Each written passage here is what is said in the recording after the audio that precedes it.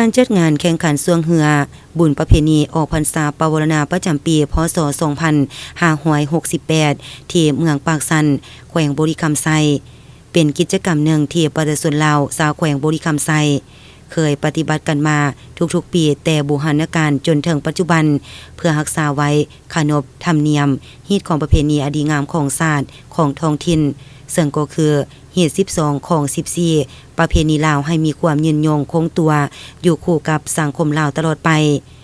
งานบุญสวงเหือปีนี้มีมวลชนทุกภาคส่วนที่มาจากวัดบานต่างๆภายในเมืองต่างแขวงและต่างประเทศเข้ามาเที่ยวชมงานบุญออกพรรษา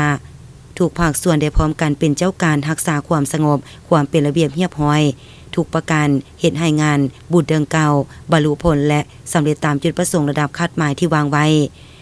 การจัดงานแข่งขันบุญสวงเหือประเพณีออกพรรษาประจำปี2568แม่นได้จัดขึ้นอย่างเป็นทางการในระหว่างวันที่5-7ตุลา2025เหือที่นำเข้าแข่งขันในครั้งนี้มี4ประเภทคือประเภทเหือใหญ่ยาว55 พายทรายมี6ลำเหือ25 34พายทรายทั่วไป16ลำเหือกุ่นทองถิ่น22 พายทราย10ลำเหือ22 พายยิงมี7ลำรวมเหือทั้งหมดมีจำนวน39ลำผลการแข่งขันเหือประเภททรายเหือใหญ่55 พายชนะเลิศอันดับที่1ได้แก่เหือไก่ทองอันดับ2เจ้าพ่อคำแดงอันดับ3เทพสอนไซบานนุสอนไซอันดับ4ตาโลนาวาเหือสวงประเภททราย35 พายเหือกุ่นทองถิ่นชนะเลิศอันดับ1ได้แก่เจ้าพ่อคำสิงอันดับ2เจ้าพ่อสิงห์ดำอันดับ3ธิดาเขียวแสงโพคำอันดับ4เทพมังกรทองเหือสวงประเภททราย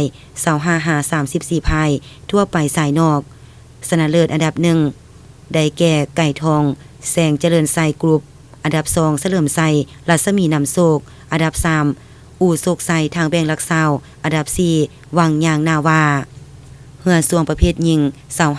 35 พายชนะเลิศอันดับที่1ได้แก่เพชรใส่แววบานสมเสือนเมืองบริคันอันดับ2เทพนาทีบานน้ำปลาเมืองบริคันอันดับ3สิงห์ดำบานน้ำเงียบอันดับ4สินใส่นาวาบานเพียงดี